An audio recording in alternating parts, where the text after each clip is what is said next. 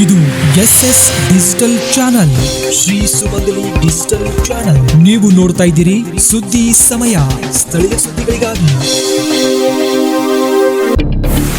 ಸುದ್ದಿ ಸಮಯದ ಪ್ರಾಯೋಜಕರು Mahalakshmi jewellers, gold hub, main road, Kalaburagi.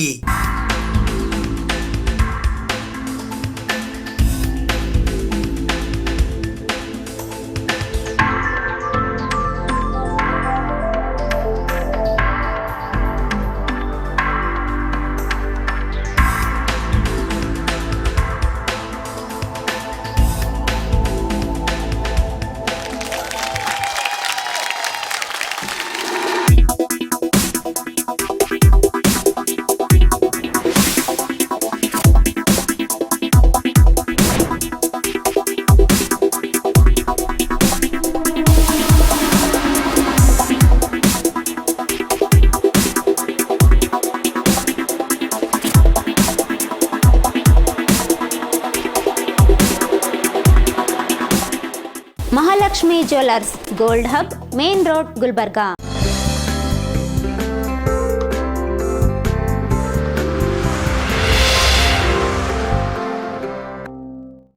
ಸುದ್ದಿ ಸಮಯಕ್ಕೆ ಸ್ವಾಗತ. ನಾನು RJ ಮಂಜು ಹಿರೋಳಿ.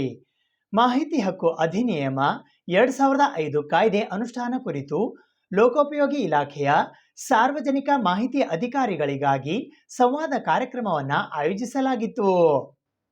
ಕಲಬುರಗಿ ನಗರದ ಲೋಕೋಪಯೋಗಿ ಭವನದ ಸಭಾಂಗಣದಲ್ಲಿ ಇದೇ ಜುಲೈ 15ರಂದು ಬೆಳಗ್ಗೆ 10:30 ಗಂಟೆಗೆ ಮಾಹಿತಿ ಹಕ್ಕು ಅಧಿನಿಯಮ 2005 ಕಾಯ್ದೆ ಅನುಷ್ಠಾನ ಕುರಿತು ಲೋಕೋಪಯೋಗಿ ಇಲಾಖೆಯ ಸಾರ್ವಜನಿಕ ಮಾಹಿತಿ ಅಧಿಕಾರಿಗಳಿಗೆ ಸಂವಾದ ಕಾರ್ಯಕ್ರಮ ಆಯೋಜಿಸಲಾಗಿತ್ತು. ಕರ್ನಾಟಕ ರಾಜ್ಯ ಮಾಹಿತಿ ಆಯೋಗದ ಕಲಬುರಗಿ ಪೀಠದ ಆಯುಕ್ತರಾದ ರವೀಂದ್ರ ಗುರುನಾಥ್ ಢಾಕಪ್ಪ ಅವರ ಅಧ್ಯಕ್ಷತೆಯಲ್ಲಿ ಲೋಕೋಪಯೋಗಿ ಇಲಾಖೆ ಈಶಾನ್ಯ ವಲಯದ ಎಲ್ಲಾ ಸಾರ್ವಜನಿಕ ಮಾಹಿತಿ ಅಧಿಕಾರಿಗಳಿಗೆ, ಸಹಾಯಕ ಸಾರ್ವಜನಿಕ ಮಾಹಿತಿ ಅಧಿಕಾರಿಗಳಿಗೆ RTI ಕಾಯ್ದೆ ಕುರಿತು ಅಧಿಕಾರಿಗಳಲ್ಲಿ ಇರುವ ಸಂದೇಹಗಳನ್ನು ಮಾಹಿತಿ ಹಕ್ಕು ಆಯುಕ್ತರು ನಿವಾರಿಸಿದ್ದು, ಸಂಬಂಧಿಸಿದ ಎಲ್ಲಾ ಅಧಿಕಾರಿಗಳು ಭಾಗವಹಿಸಿದ್ದರು. ಈ ಸಂದರ್ಭದಲ್ಲಿ ಲೋಕೋಪಯೋಗಿ ಇಲಾಖೆಯ ಈಶಾನ್ಯ ವಲಯದ ಚೀಫ್ ಎಂಜಿನಿಯರ್ ಜಗನ್ನಾಥ ಹಲ್ಲಿಂಗೆ ಸೇರಿದಂತೆ ಇತರರು ಉಪಸ್ಥಿತರಿದ್ದರು. ಅಂದ್ರೆ ಯಾರೇ ಒಂದು ಅರ್ಜಿ ತಂದು ಕೊಟ್ರೆ ಅದು ಏನ್ ಬಂದಿದ್ದಾರೆ ಇಸ್ ನಾಟ್ ಇಂಪಾರ್ಟೆಂಟ್, ತಗೊಳ್ಳಿ. 6(3) ಇಸ್ ಯುವರ್ ಡಿಸ್ಕ್ರಿಷನ್.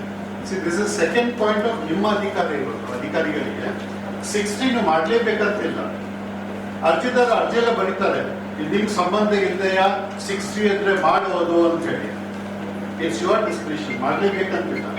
ನೀವು ಕಳಿಸೇ ಕೊಡ್ತೀನಿ, ನಿಮ್ಮ you are convinced you should do it, ಮಾಡಿ, ಇಲ್ಲಾಂದ್ರೆ ಮಾಡಬೇಡಿ. ಆಯೋಗದಿಂದ ಡಿಟೇಲ್ ಜಡ್ಜ್ಮೆಂಟ್ ಇದೆ. Is this point clear to you? ಏನ್ ಮೇಡಮ್, ನಿಮ್ಮ ಹತ್ರ ಮಾಹಿತಿ ಇಲ್ಲದೆ ಇದ್ದಾಗ ಇದು ನಮ್ಗೆ ಸಂಬಂಧ ಇಲ್ಲ ಅಂತ ಬರ್ಕೊಡಿ, ಲಭ್ಯವಿಲ್ಲ ಅಂತ ಬರೀಬೇಡಿ. ನೀವು ಕೇಳಿದ ಮಾಹಿತಿ ನಮ್ಮ ಆಫೀಸಿಗೆ ಸಂಬಂಧ ಇಲ್ಲ, ಆಯ್ತಾ? ಟ್ರಾನ್ಸ್ಫರ್ ಮಾಡ್ಲಿಕ್ಕೆ ಹೋಗ್ಲೇಬೇಡಿ. Nobody can fault you because you did not transfer.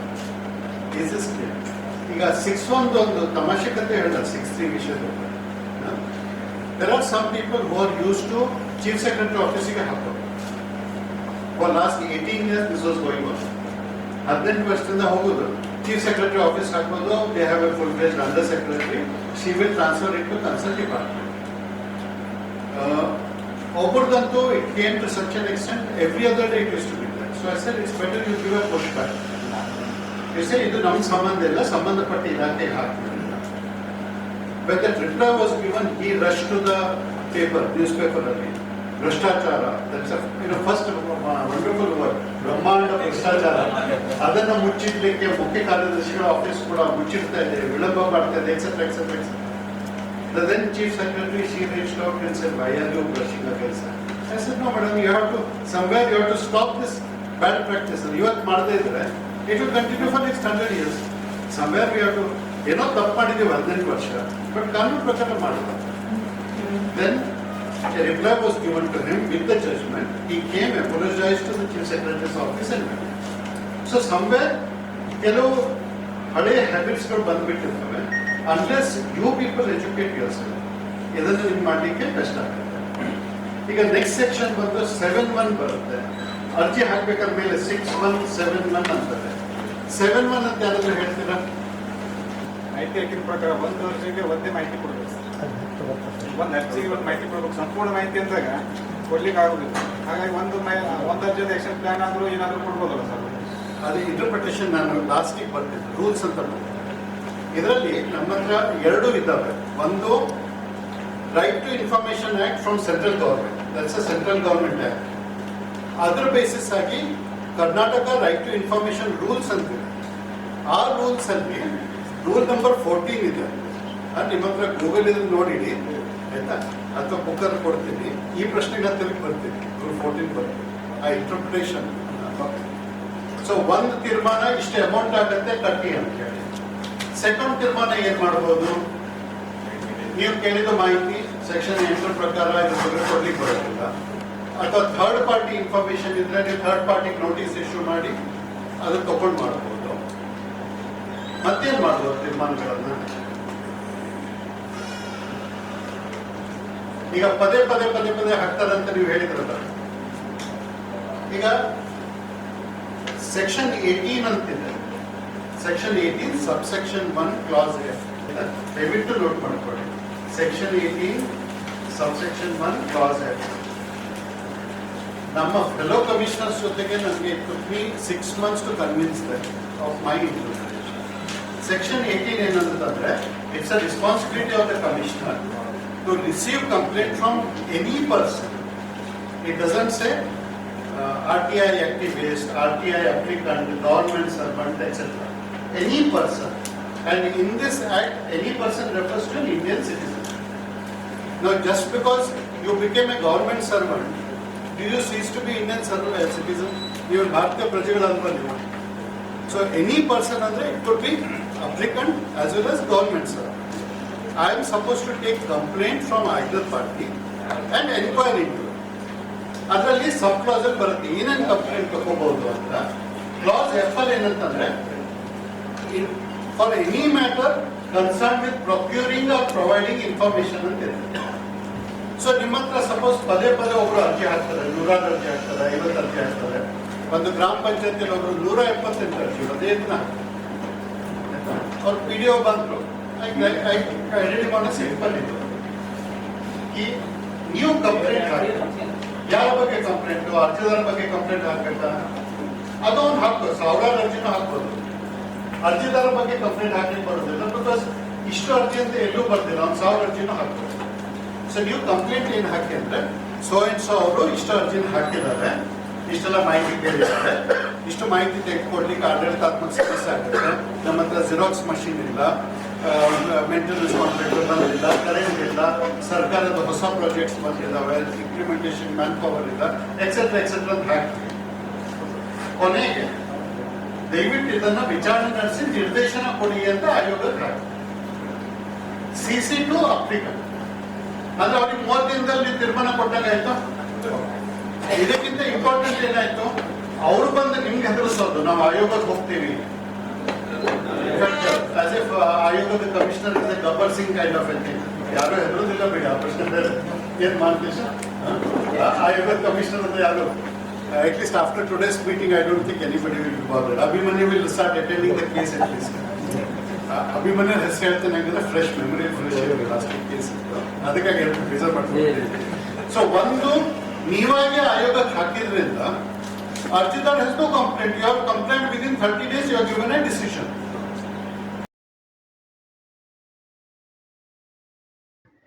Shankar Soma ಗೆಳೆಯರ ಬಳಗದ ವತಿಯಿಂದ ಶಂಕರ್ ಸೋಮಾರವರ 29ನೇ ವರ್ಷದ ಹುಟ್ಟುಹಬ್ಬವನ್ನು ಇಂದು ಕಲಬುರಗಿ ನಗರದ ರಿಂಗ್ ರಸ್ತೆಯ ಸೈಯದ್ ಚಿಂಚೋಳಿ ರಸ್ತೆಯ ಹತ್ತಿರವಿರುವ ಮಹಾದೇವಿ ತಾಯಿ ಮಹಿಳಾ ವಿದ್ಯಾವರ್ಧಕ ಸಂಘದ ವೃದ್ಧಾಶ್ರಮದಲ್ಲಿ ಆಚರಿಸಲಾಯಿತು. ಶಂಕರ್ ಸೋಮಾರವರ ಗೆಳೆಯರ ಬಳಗದ ವತಿಯಿಂದ ಶಂಕರ್ ಸೋಮಾರವರ 29ನೇ ವರ್ಷದ ಹುಟ್ಟುಹಬ್ಬ ಕಾರ್ಯಕ್ರಮದ ಆಚರಣೆಯು ಕಲಬುರಗಿ ನಗರದ ರಿಂಗ್ ರಸ್ತೆಯ ಸೈಯದ್ ಚಿಂಚೋಳಿ ರಸ್ತೆಯಲ್ಲಿ ಇರುವ ಕರ್ನಾಟಕ ಸರಕಾರದಿಂದ ಮಾನ್ಯತೆ ಪಡೆದ ವಿಕಲಚೇತನ ಹಾಗೂ ಹಿರಿಯ ನಾಗರಿಕರ ಸಬಲೀಕರಣ ಇಲಾಖೆ ಕಲಬುರಗಿಯ ಮಹಾದೇವಿ ತಾಯಿ ಮಹಿಳಾ ವಿದ್ಯಾವರ್ಧಕ ಸಂಘದ ವೃದ್ಧಾಶ್ರಮದಲ್ಲಿ ಆಚರಿಸಲಾಯಿತು. ಮೊದಲಿಗೆ ಕೇಕ್ ಕತ್ತರಿಸುವ ಮೂಲಕ ಹುಟ್ಟುಹಬ್ಬವನ್ನ ಆಚರಿಸಲಾಯಿತು. ನಂತರ ವೃದ್ಧಾಶ್ರಮದ ವೃದ್ಧರಿಗೆ ಹಣ್ಣು ಹಂಪಲುಗಳನ್ನು ವಿತರಿಸಲಾಯಿತು. ಮಧ್ಯಾಹ್ನ ಎಲ್ಲರಿಗಾಗಿ ಊಟದ ವ್ಯವಸ್ಥೆಯನ್ನ ಕೂಡ ಮಾಡಲಾಗಿತ್ತು. ಈ ಸಂದರ್ಭದಲ್ಲಿ ಸಿದ್ಧಾರ್ಥ ತಾಂದ್ರೆ, ಪ್ರದೀಪ್ ಮೋರೆ, ಸುನಿಲ್ ಕಲ್ವಾಪುಗೋಳ್, ಸಂಕೇತ್, ಅನಿಕೇತ್, ಗುಂಡು ಪಾಟೀಲ್, ಪ್ರದೀಪ್ ಗುತ್ತೇದಾರ್ ಸೇರಿದಂತೆ ಇತರರು ಉಪಸ್ಥಿತರಿದ್ದರು. ಶ್ರೀ ಶಂಕರ ಸೋಮ ಅವರ 29ನೇ ಹುಟ್ಟುಹಬ್ಬದ ನಿಮಿತ್ತವಾಗಿ ಮಹಾದೇವಿ ವೃದ್ಧಾಶ್ರಮದಲ್ಲಿ ಇವತ್ತು ನಾವು ಹಣ್ಣು ಹಂಪಲ ವಿತರಣೆ ಮಾಡೋದು, ಅದರ ಜೊತೆಗೆ ಅವರಿಗೆ ಮಧ್ಯಾಹ್ನದ ಊಟದ ವ್ಯವಸ್ಥೆ ಕಲ್ಪಿಸಿ ಗುರು ಹಿರಿಯರ ಆಶೀರ್ವಾದದ ಮೂಲಕ ಇದೇ ರೀತಿಯಾಗಿ ಶಂಕರ ಸೋಮ ಅವರು ಸಮಾಜ ಸೇವೆ ಹಾಗೂ ಇನ್ನಷ್ಟು ಸಮಾಜದಲ್ಲಿ ಒಳ್ಳೆಯ ಕಾರ್ಯಕ್ರಮ ಹಮ್ಮಿಕೊಳ್ಳಲಿ, ಅವರಿಗೆ ಸಮಾಜ ಸೇವೆಯನ್ನು ಮಾಡೋದಕ್ಕಾಗಿ ದೇವರವರಿಗೆ ಆರೋಗ್ಯ, ಆಯುಷ್ಯ ಎಲ್ಲ ಗುರು ಹಿರಿಯರ ಆಶೀರ್ವಾದದಿಂದ ಮುಂದೆ ಇದೇ ರೀತಿಯಾಗಿ ಅವರು ಕಾರ್ಯಕ್ರಮಗಳು ಮಾಡಲಿ ಅಂತ ಹೇಳಿಬಿಟ್ಟು ದೇವರ ಹತ್ರ ಪ್ರಾರ್ಥನೆ ಮಾಡುತ್ತಾ ಅವರ ಹುಟ್ಟುಹಬ್ಬದ ನಿಮಿತ್ತವಾಗಿ ನಾವು ಎಲ್ಲ ಗೆಳೆಯರ ಬಳಗದ ವತಿಯಿಂದ ಅವರಿಗೆ ಶುಭ ಹಾರೈಸುತ್ತೇವೆ.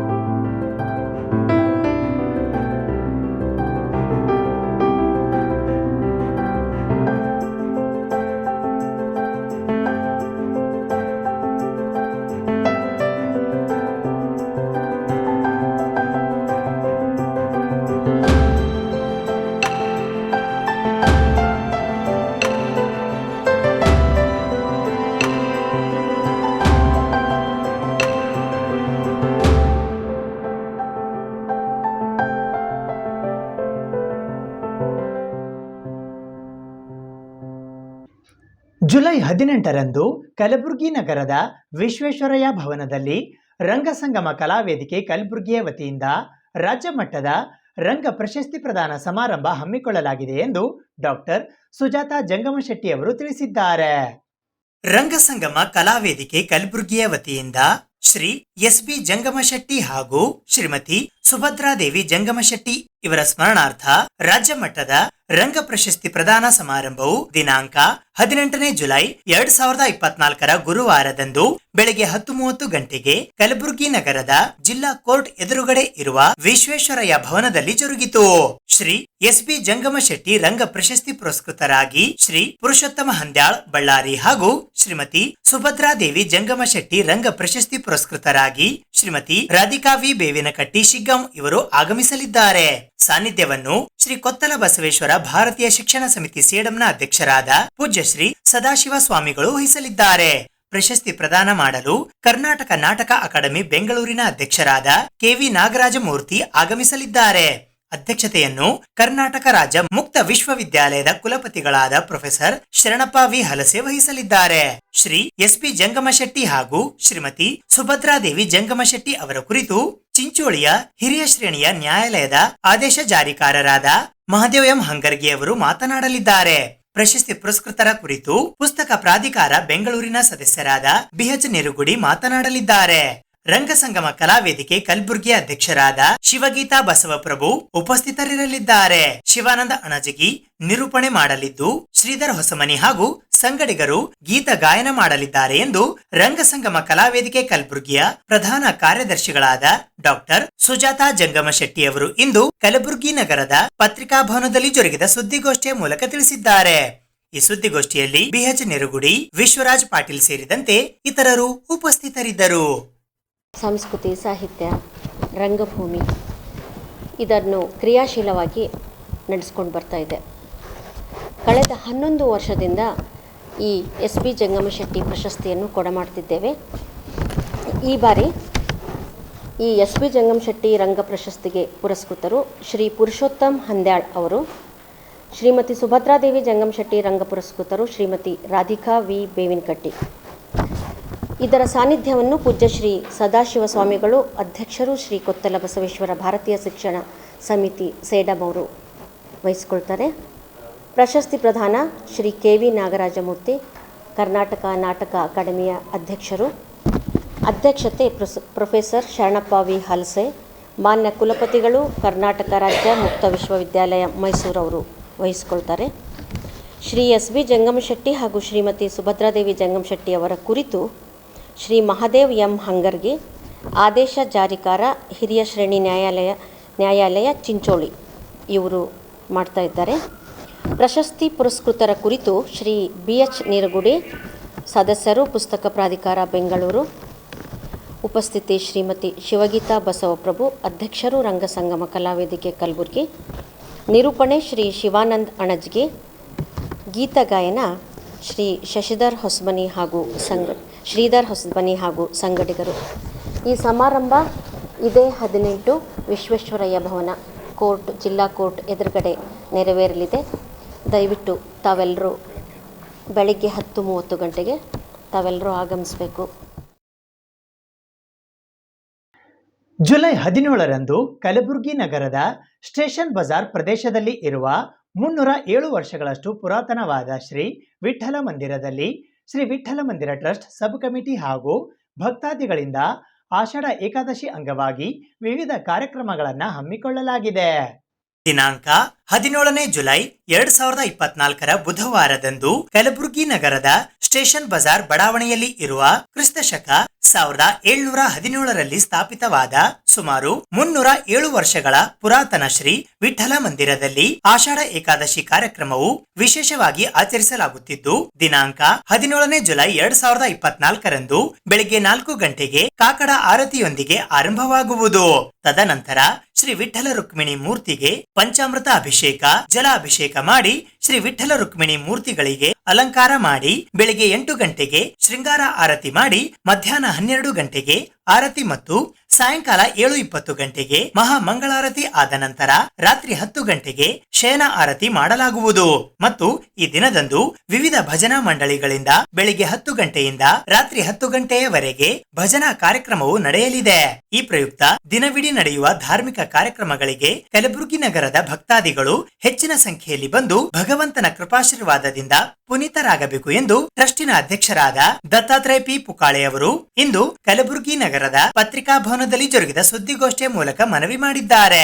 ಈ ಕಾರ್ಯಕ್ರಮದಲ್ಲಿ ಟ್ರಸ್ಟಿನ ಕಾರ್ಯದರ್ಶಿಗಳಾದ ಧನಂಜಯ ಎಸ್ ಪೂರಿ, ಉಪಾಧ್ಯಕ್ಷರಾದ ಬ್ರಿಜ್ಗೋಪಾಲ್ ಡಾಗಾ, ಖಜಾಂಚಿಯಾದ ವಿಜಯಕುಮಾರ್ ತೋಷ್ನಿವಾಲ್, ಮಹಾನಗರ ಪಾಲಿಕೆಯ ಸದಸ್ಯರುಗಳಾದ ಮಲ್ಲು ಉದನೂರ್, ಲತಾ ರವಿ ರಾಠೋಡ್, ಮಾಜಿ ಮಹಾನಗರ ಪಾಲಿಕೆಯ ಸದಸ್ಯರಾದ ಹುಲಿಗೆಪ್ಪ ಕನಕಗಿರಿ, ಟ್ರಸ್ಟಿನ ಪದಾಧಿಕಾರಿಗಳಾದ ರಾಮಕೃಷ್ಣ ಪವಾರ್, ಮನೀಶ್ ಜಾಜು, ವಿಜಯಕುಮಾರ್ ಘೋಳೆ, ರತನ್ ಮಾನೆ, ಅನಿಲ್ ಕಳಸ್ಕರ್, ದಾಮೋದರ್ ಮುಂಡಾದ್, ದತ್ತಾತ್ರೇಯ ಜೇವರ್ಗಿ, ಕಮಲಾಕರ್ ಅನಾಗುಂದಿ, ರಾಘವೇಂದ್ರ ಯರಗೋಳ್, ನಾಗೇಂದ್ರ ಝಳಕಿ, ಬಲವಂತ್ ಉದನೂರ್, ಪ್ರವೀಣ್ ಪುಣೆ, ಆನಂದ್ ಬಾಟಪ್ರವರು ಉಪಸ್ಥಿತರಿರಲಿದ್ದಾರೆ ಎಂದು ದತ್ತಾತ್ರೇಯ ಪಿ ಪುಕಾಳೆ ಅವರು ತಿಳಿಸಿದ್ದಾರೆ.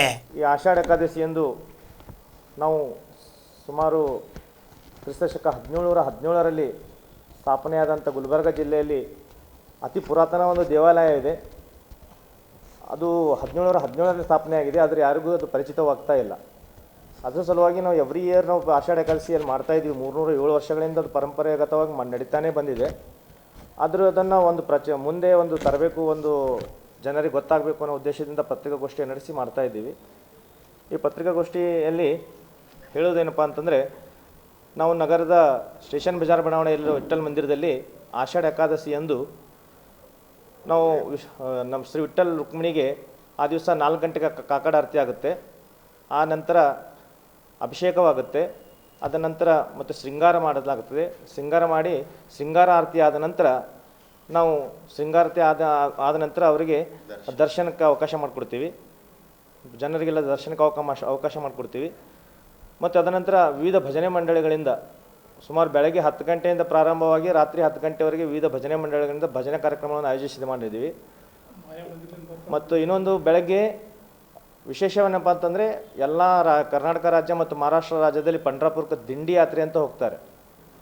ಇಲ್ಲಿ ಸಹ ನಮ್ಮಲ್ಲಿ ದಿಂಡಿ ಯಾತ್ರೆ ಮಾಡ್ತಾ ಇದ್ದಾರೆ ಮಾರವಾಡಿ ಸಮಾಜದಿಂದ ಸೂಪರ್ ಮಾರ್ಕೆಟ್ನಿಂದ ಹಿಡ್ಕೊಂಡು ನಮ್ಮ ವಿಠ್ಠಲ್ ಮಂದಿರವರೆಗೆ ಮಾಯಾ ಮಂದಿರ ಹಿಡ್ಕೊಂಡು ವಿಠ್ಠಲ್ ಮಂದಿರವರೆಗೆ ಸುಮಾರು ಒಂದು 200 ಜನ ಮಾರವಾಡಿ ಸಮಾಜದಿಂದ ಜನರು ಬಂದು ಅಲ್ಲಿ ವಿಠ್ಠಲನಿಗೆ ಸೇವೆ ಸಲ್ಲಿಸ್ತಾರೆ ಬೆಳಗ್ಗೆ 6 ಗಂಟೆಯಿಂದ 8 ಗಂಟೆವರೆಗೆ.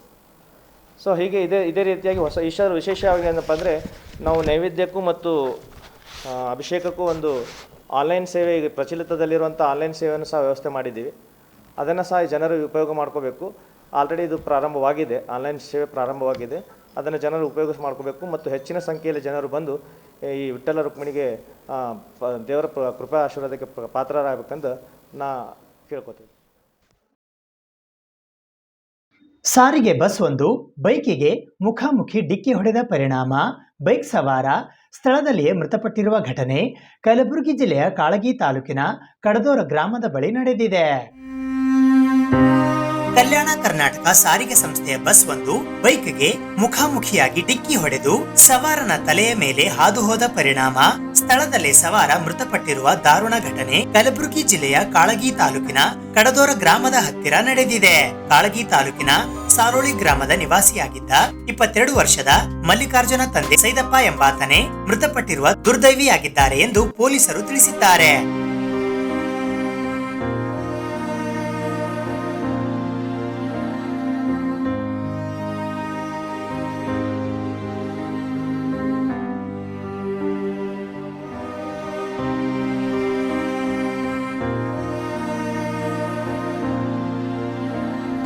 ಮೃತ ಮಲ್ಲಿಕಾರ್ಜುನ ತಮ್ಮ ಬೈಕ್ ಮೇಲೆ ಕಡದೋರ್ ಗ್ರಾಮದ ಹತ್ತಿರ ಹೋಗುತ್ತಿದ್ದಾಗ ಅತಿ ವೇಗ ಹಾಗೂ ಅಲಕ್ಷ್ಯತನದಿಂದ ಸಾರಿಗೆ ಬಸ್ ಚಲಾಯಿಸಿಕೊಂಡು ಬಂದ ಚಾಲಕ ಏಕಾಏಕಿ ಬೈಕಿಗೆ ಡಿಕ್ಕಿ ಹೊಡೆದಿದ್ದರಿಂದ ಕೆಳಗೆ ಬಿದ್ದ ಮಲ್ಲಿಕಾರ್ಜುನ ಇವರ ತಲೆಯ ಮೇಲಿನಿಂದ ಬಸ್ ಹಾಯಿಸಿಕೊಂಡು ಹೋಗಿದ್ದಾನೆ.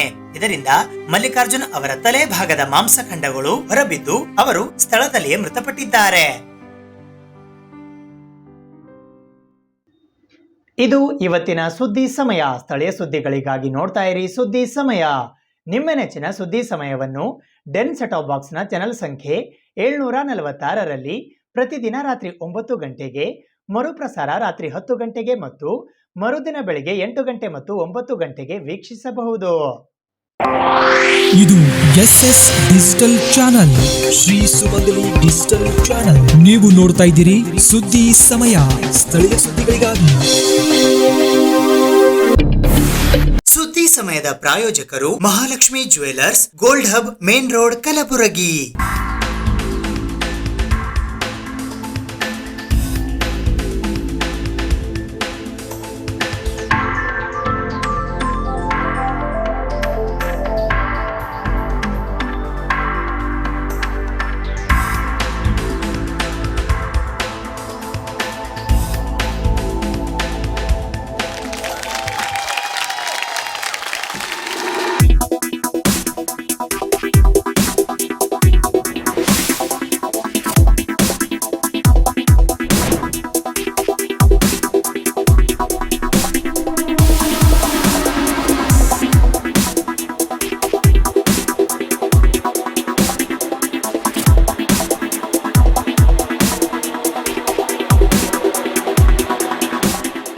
Mahalakshmi jewellers, gold hub, main road, Gulbarga.